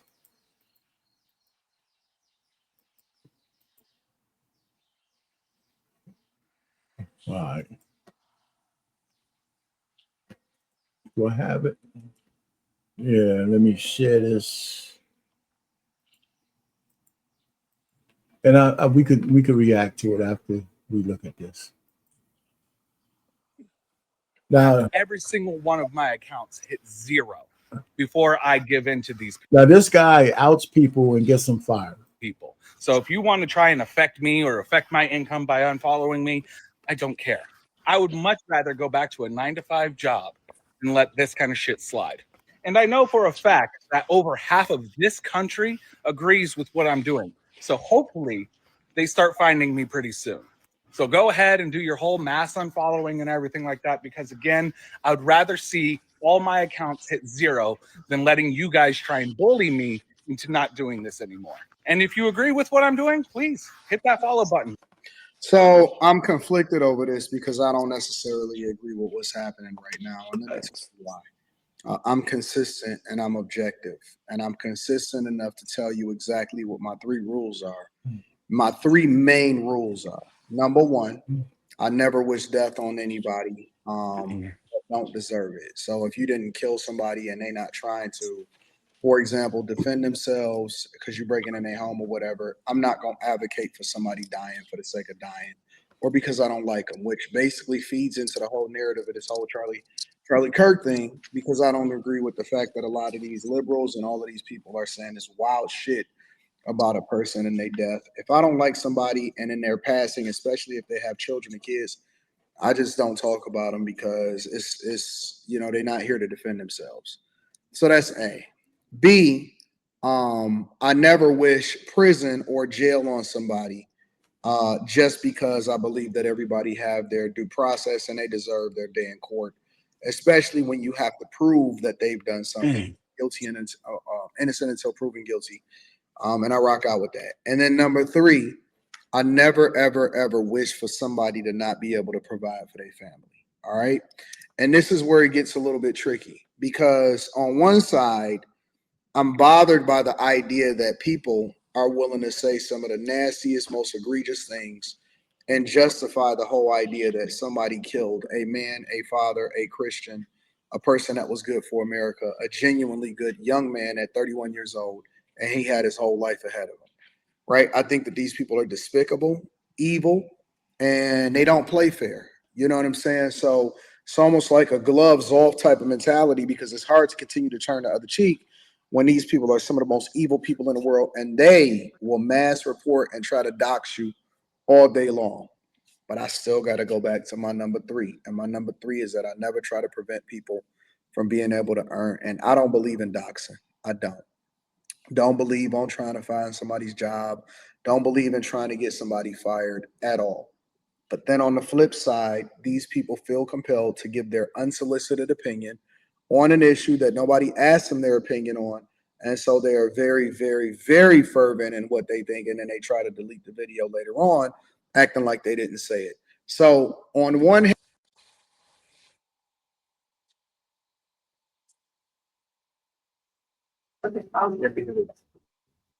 What do y'all think about what he's saying there? So you didn't get to watch my video yet, but that was the second part of my reaction. The first part of it was about a black woman. She was a black conservative, and she was talking about how she was telling people don't start crashing out over the Charlie Kirk thing, because if you start posting crazy stuff, you're gonna start getting fired. And then the second part of it, the end of the video, was this video. I didn't even know he reacted to it, but I have the exact same sentiment. I think that's dangerous. I can I do too. understand disagreeing with people or not liking that people was doing it. He's obviously an avid supporter of Charlie Kirk, and that's Right. perfectly fine. But when you're putting your face to something like that on video, boasting and bragging online about getting 75 people up to this point fired and calling their names out online and doing all of that. It's a dangerous job. That's a dangerous situation, because God forbid anything happens to this guy, this man right here, that you know exactly what it's about. Like, you stopped me from being able to provide for my family. You live in my city and I was able to touch you. Like, you know what I'm saying? And that's the dangerous part about this, because I think that is just that is it's not, so it's not like an equivalent thing, right? As far as, okay, like they're No, talking about Charlie Kirk, but right, but then on the other side of it, it's like, bro, you stopped me from being able to take care of my family. I got like, my job didn't know about this or whatever. You called my job, you found out where I worked, you called, and then you put my name online. Like, now I gotta do something. And if somebody done something, like, everybody will be like, well, possibly people will be like, but well, words don't, you can't be doing none of words. But it wasn't just your words, like your actions stopped me from being able to take care of my family. well, but yeah, you know what? I don't disagree with the fact that I don't like the doxing situation. But remember, those people posted something on the internet that they have to know takes on a life of its own. You put something out there, it's they're the ones who opened themselves up to this guy. And that's the same thing for him, Yeah. right? Because he put it No, out no, there, no, and no, no, he hold on, put no. his face Wait, to it. no, it's not the same thing, right? I mean, he willingly is doing this, right? That's what I'm saying. He seemed like he want the smoke, but the truth of the matter is, the people who come after him because they lost their job, ultimately they're responsible for giving him the ammunition. They're responsible for giving him the ammunition. I'm not defending that action in no And sense. that's why the best thing is to say, hey, listen, man, on this one, or maybe not even just Charlie Kirk, we got to be very judicious in what we say online, right? We just Yeah, do. yeah, but yeah, and I agree, but I just don't think that right there is the way to go All about right, it. no, That right listen, I there, don't I don't disagree think with that you. that's the way to go about it. I don't disagree with you at all on that. I think he's wrong, and he's too gleeful about people losing their job. And you're right. He could get. I would imagine he's got a security team. He's got to. He's a big content creator, so he's paying some money for some security I hope and so. anonymity. He's probably trying to. He probably has some extra protections that hide him from being done. He said he's losing some. He said he's losing subscribers Yeah, like but he about a doesn't care thousand. about the So subscribe. Yeah, but I so don't know we'll how many see. he has. He's a big one. I don't know. He might be a million. He might have 1 million subscribers. Who knows? Yeah.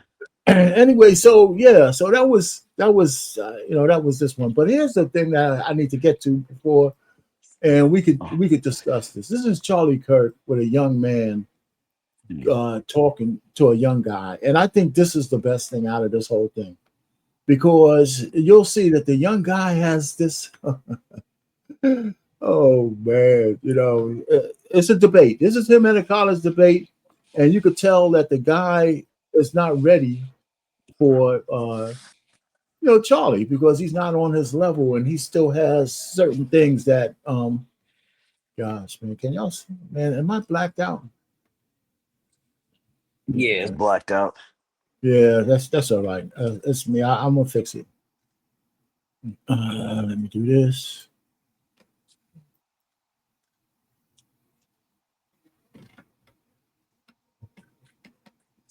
All right.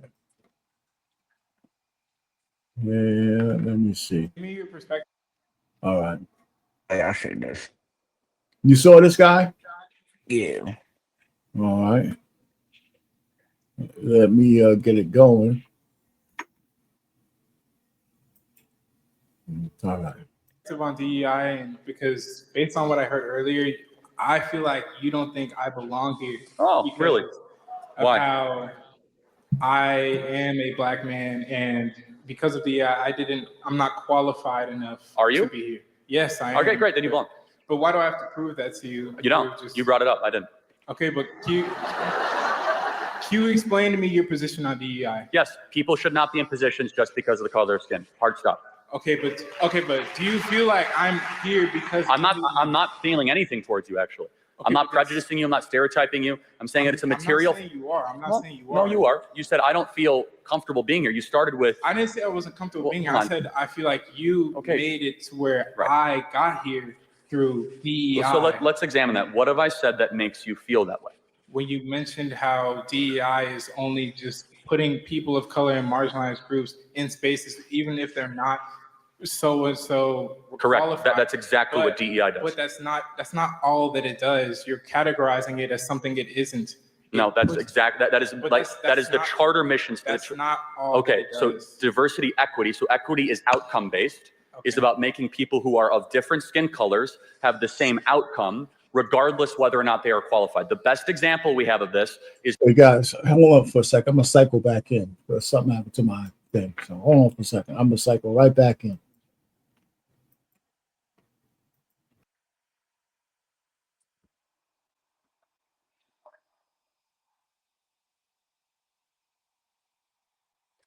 Why you quiet, Trey, man? What's up? It's just, you know, when you have a conversation with someone, I'm back. You have to actually hear what they're saying. And to me, it's almost like if I come at you and I've already got a predisposed idea, that means I didn't hear a thing Champ Talk said. I didn't hear anything he said.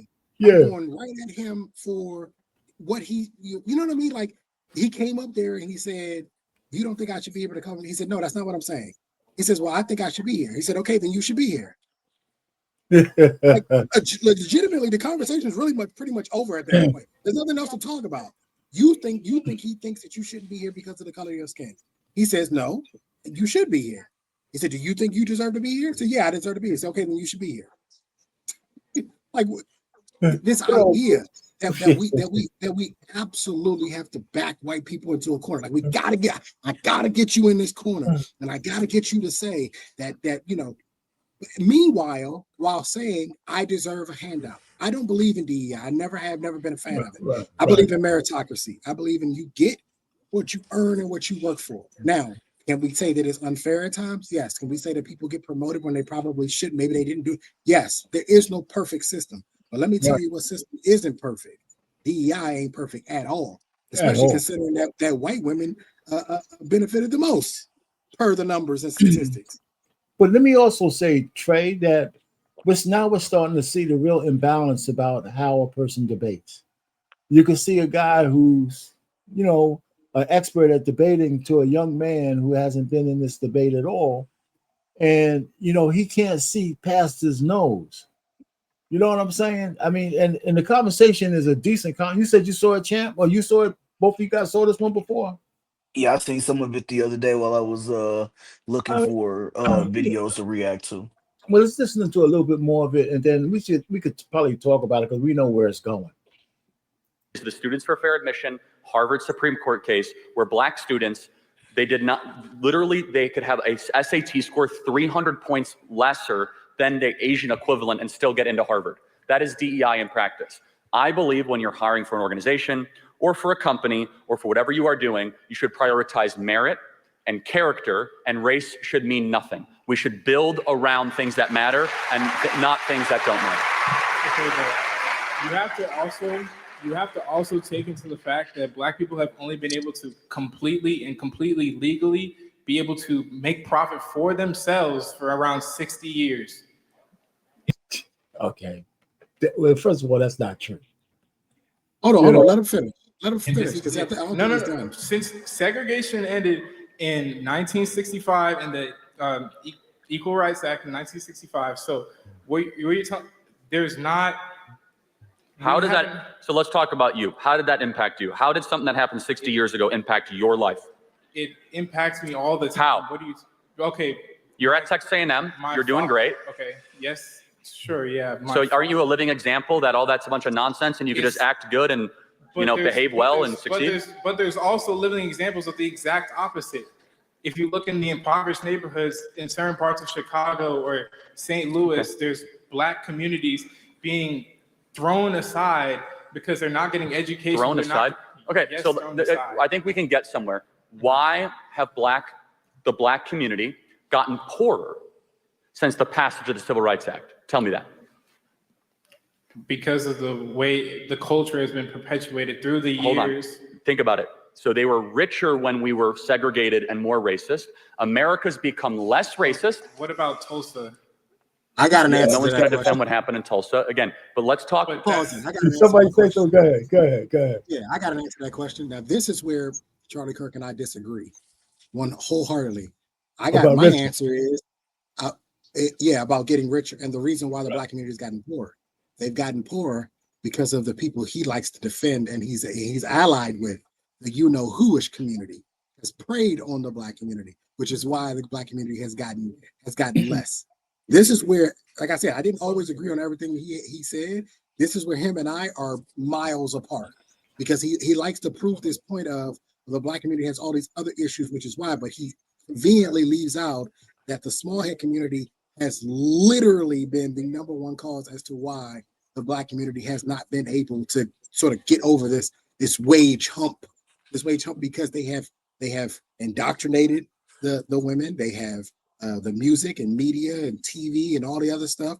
They've input violence into the communities. They've input drugs. Like, they've done all types of things to make sure that there was no, there was no to get over. I don't agree with him on this particular. And I wish that this young man had gone that route.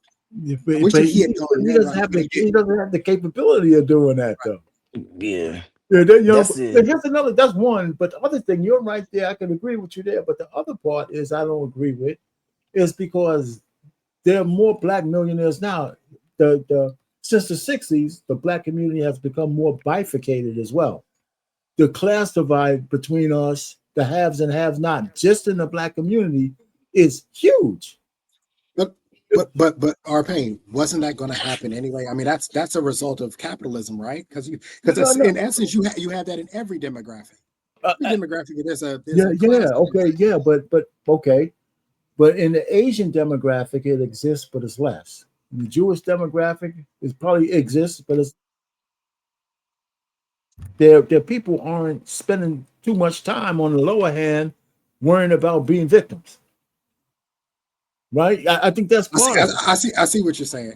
So in the other demographic, the bottom or the lower class focuses more on working their way up without the handout, whereas our community, I absolutely agree, there is a class divide, but what would be lower class, it looks more for the handout versus Right. I see what you're saying. So in those other communities, say, man, shit, I see what's going on there.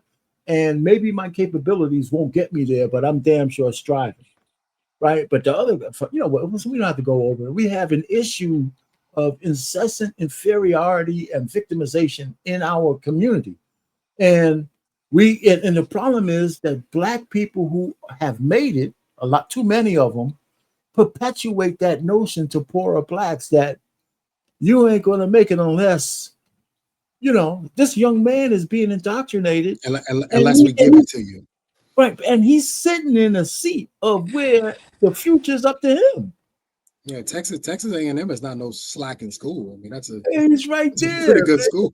We're going to come back to I thought this was a good little dialogue, and he just doesn't have the equipment to, and most guys his age won't have the equipment to debate, a guy like Charlie Kirk. We're talking about a lot of different cities. We're talking about Chicago, Tulsa, but let's again, this is a very important point. Do you think the fact that 70% of Black youth don't have a dad around is probably pretty important? That's because of the culture. Respectfully allow me to interject. How does the white culture impact the fact whether or not a Black dad stays around when he impregnates a woman? I'm not saying it's the white culture. Oh, I would have ate his ass alive. The culture that has been perpetuated through the 200 years of slavery. What would you say to that?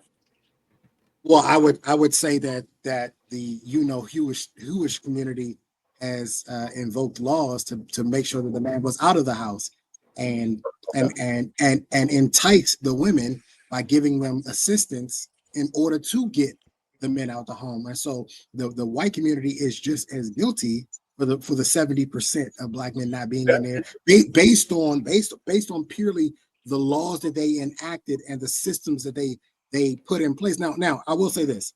We didn't have to accept it. We did accept it, right? They put it out there. We could have just rejected it and said, no, that's not what we want. We'll stay married.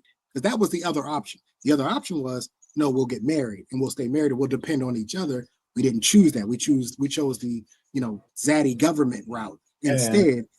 You know what I mean? Like we did have an option as a community. We just didn't take it. That's right. Segregation and Jim Crow laws. The marriage. So I got to interject again. I'm sorry. I don't mean to interrupt too much. But in 1960, before the Civil Rights Act, 20% of black youth had a dad around. Now I'm sorry, 20% were single fathers, 80% had a dad around. It's been inverted. So we actually have seen black dads run away from their kids the last 60 years. Why is that? Because of the raised incarceration rates, because of the perpetuated culture. So how does one go to jail? That's obvious. I'm not answering that question. Yeah, so maybe it's because they committed crimes. Okay, but when you're forced it's not just this is old, this is in the past, this doesn't affect you anymore. Okay, so actually let's take a different group. How did the Holocaust impact Jews? They're doing pretty well. Well, because they got reparations. How? What reparations? He could have ate Charlie alive in this one if he wanted to. He just didn't have the. He doesn't have. No, he doesn't have. He just didn't have. He didn't have the background for this. I don't think he knew where to attack. He's 18 or 19 years old. The Jews to get acknowledge. Say that. Go ahead. Yeah. No, I'm just saying he didn't know where to attack in his argument. But Charlie was wide open. I mean, there's several. Because if it's me, I would have put it back on Charlie and would have said, well, what laws were implemented, right? What you know what I mean? Like I would have said, okay, what structures and policies were put in place so that black men worked in the homes, right? What was child support? How was child support arranged, right? You got a whole documentary that came out in 1986 called Disappearing Families, and those women in that documentary have been essentially brainwashed to want to be single mothers. To want to be single mothers, right? Yeah. And that wasn't black men doing that. Black men didn't say, "Hey, we want y'all to be single mothers." That was a system that was put in place to get them to go. I can't even believe I'm saying this, but it's the truth. It's the truth. There's a lot of moving parts. Two things can be true. It can be true that the black community shot itself in the foot. We didn't help ourselves, but it can also be true that there was a lot of things happening behind the scenes to separate the black woman and the black man and dismantle the black family altogether. Yeah, acknowledgement through money, through. No, we acknowledge slavery happened. Okay, but you're sitting here and acting like it plays no role. No. But to your argument, the Holocaust was 80 years ago. Half of all the Jews on the planet were killed. Everything they earned was taken. Jews are doing great. If all of a sudden something that happened 80 years ago impacts your material prosperity, how did Jews defy the curve? How did poor Asians do so well? Why is it that Asians are now the wealthiest minority in America, many of whom came with no money in the 1950s or 60s? Because of the culture and opportunities that were provided to them. But you're not hearing me out. Black Americans have had the same opportunities. However, people still look at us like criminals every day. Hold on, but I don't look at you like a criminal. I'm not saying you do. I'm saying some people do. But I mean, do you want me to be brutally honest with you, or do you want me to be politically correct? Brutally honest with you. Okay. Do black people commit more crimes than white people? It's not even close. Okay. But you have to take into account the culture that has been perpetuated. Okay, got it. So we can agree on this. Do you mean internal black culture? It's not. It's deeper than that. Do you think? Let's take time out. Do you think the average rap artist that a black kid in the hood is listening to is glorifying marriage and family and saving your money? That's what sells because it's a culture thing. It's not just within the black community. I agree. It's not just isolated. It's bad for everyone. What you say?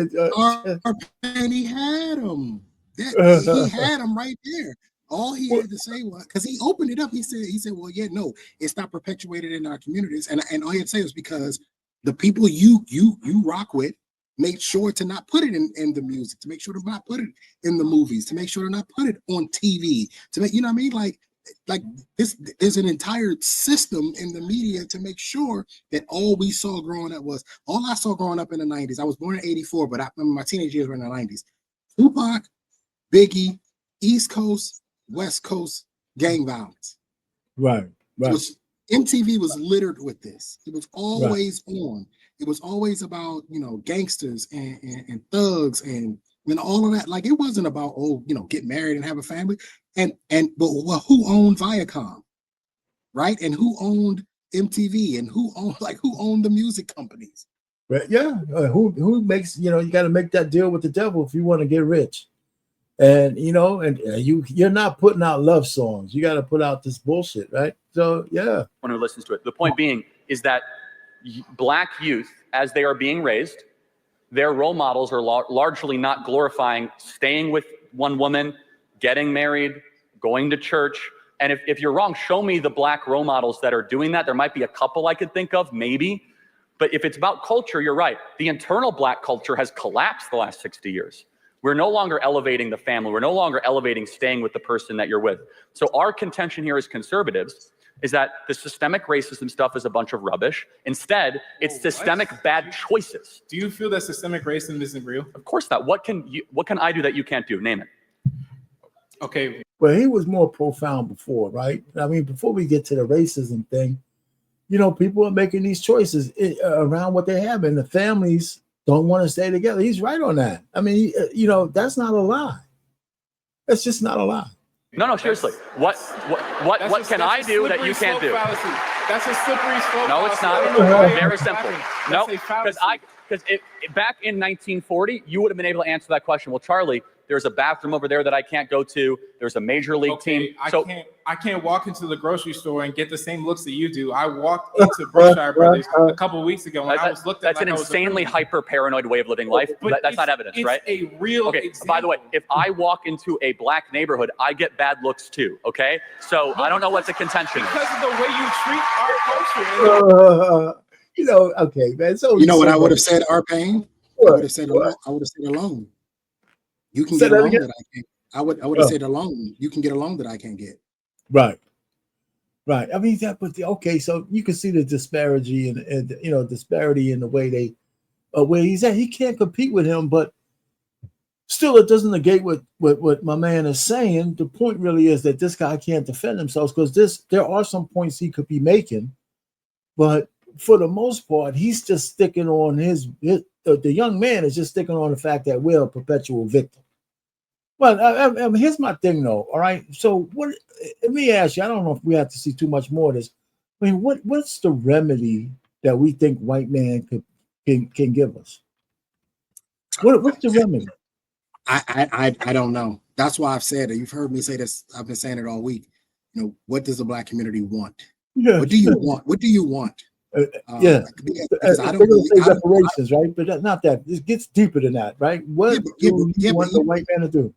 But even with reparations, that doesn't fix the problem. No, absolutely not. So that's why I'm saying. Yeah. So, what do you want? What's the remedy?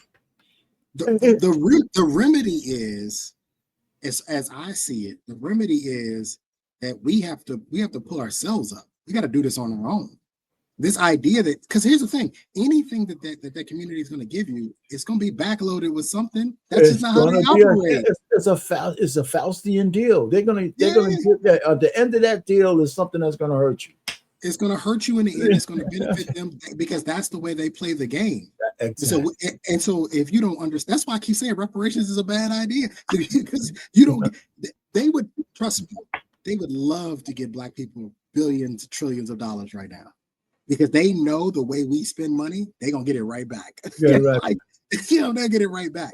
Get it right. Nice and neatly laundered. Nice and neatly laundered. They just got clean tax-free money is what they just got. Yeah, but here's the remedy, though. The remedy, this is where I was going to get. We don't have to see too much more. It's the same thing back and forth. This young man himself is the remedy. He's the remedy. He's the remedy for the future. Facts. You're right there with all the people you say are, you go to class just like they do. You succeed and you become a beacon for your family going forward. Now, if you got cousins your age and you got siblings your age and they're all in college, you guys are the remedy. Right? And just the notion that you're generations behind the white man, there's nothing you could do about that except start your generation with you. I mean, that's what that is. That's the answer. Hell with that shit, man. What else do you want them to do? Yeah, the fact is that they have a head start. It was designed that way from the moment them boats pulled up on the shores of Africa. And it is what it is. You got to get over that shit. This guy has the opportunity to, if he's in A&M, I don't know how he's getting this shit paid, or if it's scholarship or whatever. He's got an opportunity to change the trajectory of his family in the future. Yeah, A&M is an agriculture and mechanical school, right? Like an engineering school, right? Right. Yeah, you're going to one of the best schools in the country, bro. Like, yeah, man. And see, now you can see it. Here's my problem. His mindset is holding him back. His mind, forget what he's saying to Charlie. He believes what he's saying. He thinks that's because he's been indoctrinated. That's the indoctrination. Right. And this indoctrination is not, we can't just blame this on A&M. He came to school that way. His mama taught him. Yeah, he came to school that way. Yo. And so my thing is, that's all I can say is that, and it's so hard to talk to other Black people about, if you're living and breathing and you have somewhat of a success, then you're the remedy. Right? I mean, this guy's wearing a pass around his neck like an albatross. What you wearing that shit for, man? Hand it off, man. You know what? And look towards the future. And I don't think nobody's telling them that. And this is where Charlie's trying to tell him that, but he ain't going to take that from a white man. He's not going to say that. Therein lies the problem. They want to hear a white man preach to him. I was going to say it's almost some sort of like weird reverse racism, like because he's saying it, like they don't want to hear it. You know what I mean? It's like, well, I don't know. I don't know. I didn't go to. So what are you saying? So is that why? Who wants to take us back? Take us back where? I'm not having no conversation with them. I mean, listen. All I'm saying is Charlie tried to get across the point to this, the point across to this guy. You're in A&M with all the white people you think that's holding you back. You got an opportunity. When I was in engineering school, and I used to say, listen, when I got out of there, I said to myself, I had to take the same test that every other white person in my class had to take. I had to pass those. There were no nigger points. I had to pass all of those tests. When I got my degree, it didn't say, University of Buffalo, School of Engineering, Chemical Engineering, the nigger version. It didn't say that. It's the same degree as the guy who was the valedictorian and mine somewhere in the middle there. You know what I'm saying? You mean to tell me your diploma didn't have a red, black, and green? Did have the stripe on it and say, with the YN on the corner. It didn't have a YN on the corner. I mean, so that's the point. This guy has an opportunity. Now, for me, I have my cousin who was a graduate. He was older than he was a college graduate. And then for some reason, he volunteered to go to Vietnam, destroyed everybody in the family. At least he was blessed enough to leave alive because he was the first one to graduate out of college. Then everybody, we got a whole bunch of college grads in my family now, but the point really is, you're the future. And he can't see it. And that's what we have to do. That's why I tell my daughters, I said, listen, man, I know you guys have this indoctrination bullshit, but nobody gave y'all anything. Nobody gave y'all, stop it. Just stop. But furthermore, why would you, because this is a conversation I have with my son. Why would you want it? Like what type of, as a man, I don't want a handout. Exactly. I don't want it. I don't want it. I would much rather for you to tell me it's impossible for you to do, Trey. And then, then let me fail.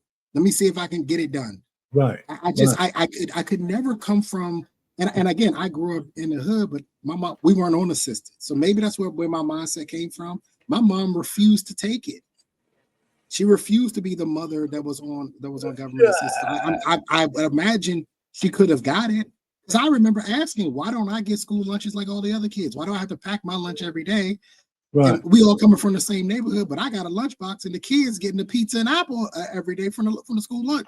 And my mother said, "Oh, you don't get free lunch." And I'm like, "How do I not get free lunch? I got on Payless shoes." You know what I'm saying? Like, it was just because the mentality was, we're not taking a handout. We're not taking handouts.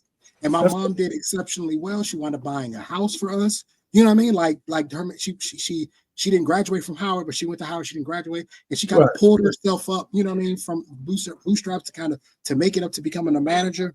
Yeah, and all that. She works for nonprofits, but to be able to run their donations, like, I guess it's the way I see it. So I don't come from this idea of, well, you should just give it to me because, well, you know what y'all did to our people. You know what I mean? It's like those days, those shit ain't happening, man. I told people, man, that's what I'm saying. This is, we're all informed by what happened to us in the past.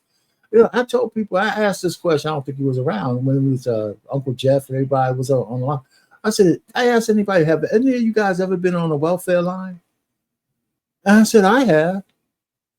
I was on that shit. That line was at least 3-5 projects long.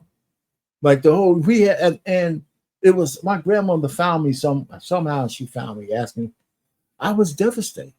I might have been 8 to 9. I mean, we had the song about people on welfare and all that shit. I used to sing it to the heavens just like everybody else. And I would find myself on a line. I was on a line to get that fucking peanut butter that had the oil on it. You probably know, in a big tin can, you open that shit, you can't close it because it's like a big tin can of peanut butter with this much oil on the top. And if you try to spread that shit on white bread, it would chew the bread up. It was just horrible. The cheese didn't melt. I mean, you had to have it on like 800 Fahrenheit for the cheese to melt. And it was like a brick of salt. And it had, and somehow my grandmother got a stipend. So she filled up the whole thing with all kinds of rice, a pound of rice.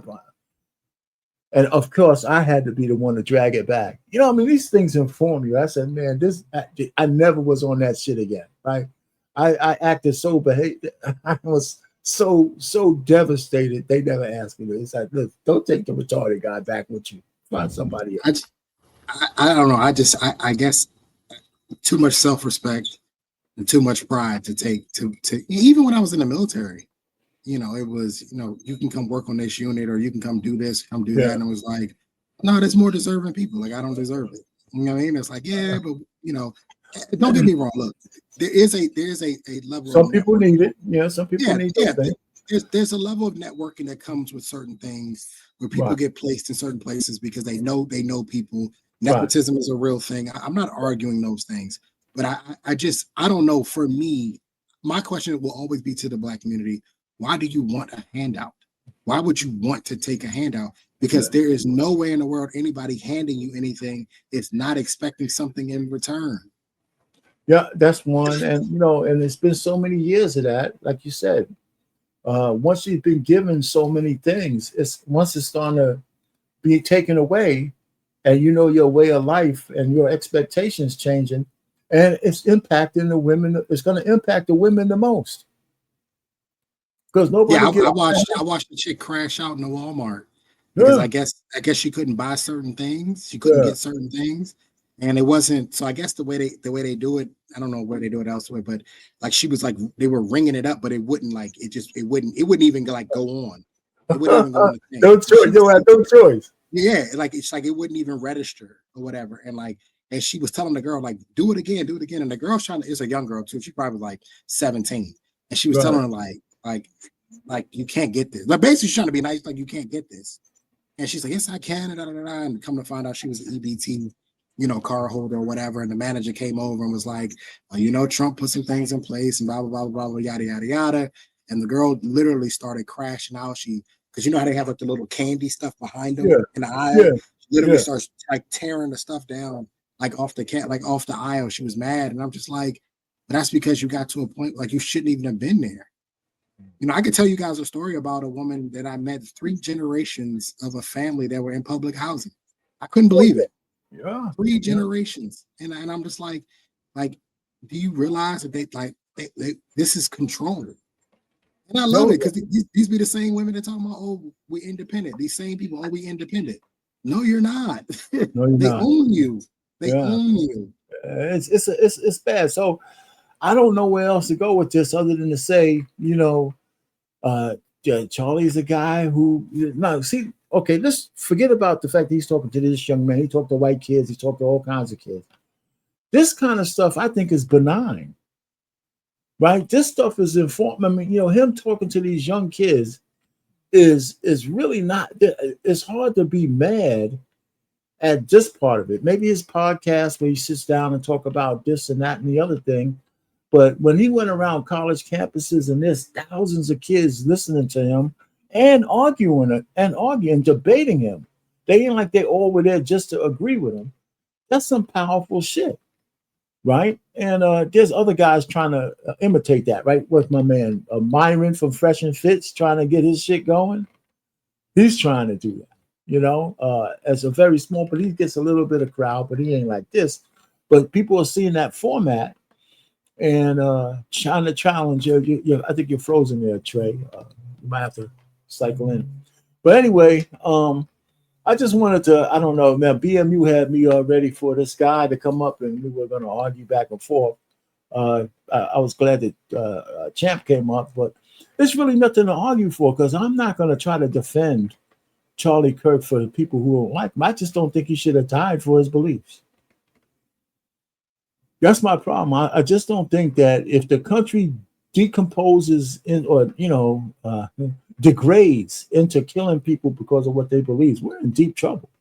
And if black people try to keep putting themselves in the middle of all of this shit, we're in more deep trouble. I mean, I don't think people know they don't want the smoke from these white folks, man. They don't really want that, you know.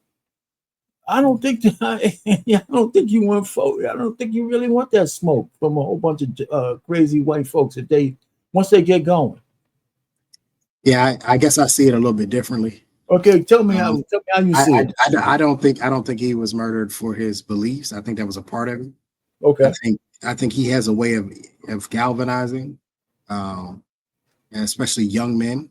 And from what I can see based on the history of this country, anytime any man, regardless of color, is able to galvanize men, okay, I think there's an entity that says you have to be taken out, right? So we can look at lately, right? Whether you like him or not or agree with him, Andrew Tate was galvanizing young men, right? And all of a sudden, all these women are coming up with these crazy, insane, false stories, right? To keep him it's like to remove him, right? We can go back to Martin Luther King. We can go back to Malcolm X. Anytime we start to see a man. Well, that sounds close. All right. So he was hitting the court with men, young men, white men. Because you have to remember, he was extremely instrumental in getting young voters to vote conservative. Right, he was. He was very instrumental in it. So I think he was. And a lot of if you go down the conspiracy theory, rabbit hole, he was starting to disagree with some of the Israel things. He was. I mentioned that. There was people trying to give him money, and he was starting to challenge them and question them. Right. And so there's one phrase, and I'll end here. I think there's one phrase that when they get to this point, there's a decision. I don't know who it is, the tribunal that makes this decision exactly. But once they get to a point where they feel like that's too much power for one man to have, right? Like the tribunal sort of like makes a decision, like, all right, the star chamber. Yeah, it's time to put some things in motion. You know what I mean? To get because that's extreme. You got to think about that, Arpain. It's extremely powerful to have hundreds, thousands of men. Yes, you know what I'm saying? Literally at your back and call. I remember in the Malcolm X movie, and I know it didn't happen this way, but it just always sticks out to me in the Malcolm X movie where Denzel Malcolm X, he stands up like he does like this, and then he does like that. He does like that, and then they turn, and like you can see people like, oh, that's scary. You know what I mean? Like, oh, that's scary. That's really scary. And so I think when you start to look at what Charlie Kirk was able to do, even though he was going on to colleges to debate them, there were also people he was converting too. Right. Yes, he was. That was starting to, okay, you know what? That actually does make a lot more sense. And that's extremely powerful. I mean, but the fact that he had whatever modicum of security he had, but he had no idea that he was on somebody's hit list like that. Because No, not like that. Where the guy got him from would probably be one of the first places they would cover. Right? Where that guy was perched with that clip, I know some people said that was an amateur shot, man, but man, that's a decent shot, man. Yeah. From where he took it. Now he might not have meant to hit him in the neck, but it was effective. I mean, he did the job. The mission was complete. So. So I don't know, man. Thanks for coming up. I don't really have much more. I just wanted to. I'll see you. Huh? Yeah, take it easy, man. Thanks for coming up, man. All right. All right, everybody. Let's go ahead and get rid of this. Yeah, man. So yeah, I just want to. This was, we didn't have the fireworks that BMU wanted to have, but that's cool because that's not what I wanted to do. I think black folks, we don't need to be in the middle of every goddamn thing that happens. It's not always about us. It's not. I mean, this one we could have had a nap on. Let the white people ferret this shit out. And then, listen, we just say, oh, man, Charlie Kirk, he has some things going on. He said a few things about blacks we didn't like. Okay, please. But, everything ain't about him. It's just not. That young man that he was, that young man that he was talking to, he's the one who needs us. He's the one who needs to say, listen, man, you got an opportunity to be great. What the fuck you talking about slavery for? We know what happened. We know about Jim Crow. We know about redlining. We know about all that shit's happening. But you know what? You made it to college. What are you going to do about it? What does your future look like? You want to get married? You want to have a girl? You want to have kids? How are you going to train them? You're going to teach them all about the past? I mean, you're going to sit down with them and talk about slavery? Or you're going to sit down and talk about how we're going to plan for the future? What you're going to do with your family? Here's a book. This is what happened in slavery. Okay, now I did it. Okay, let's watch Roots together. All right, bet. Now, how much more do you need to know? So listen, man. The future is bright for you young people, man. Don't waste that shit looking backwards, man. The rear view mirror is not used for staring. It's not. Anyway, thanks for everybody. And Nissa, you know what? I don't know why you don't come up anymore with your wine and all that kind of stuff and say what you say verbally. Maybe you might get a point or two out better than maybe doing writing. But everybody else who stopped by, appreciate it. Hit the like button on the way out. Thanks, BMU, for your interjection. The guy who you thought wanted to have smoke, obviously he didn't want to have any smoke. And that's cool. Champ, thanks for showing up. And so, same with you, Trey. And with that, man, we're going to say good night. And I'm going to go and I'm going to get me some brew to celebrate the fact that my blood test was as good as it was in a long time. Anyway, everybody, Black Man Unfiltered Network, our pain, over and out.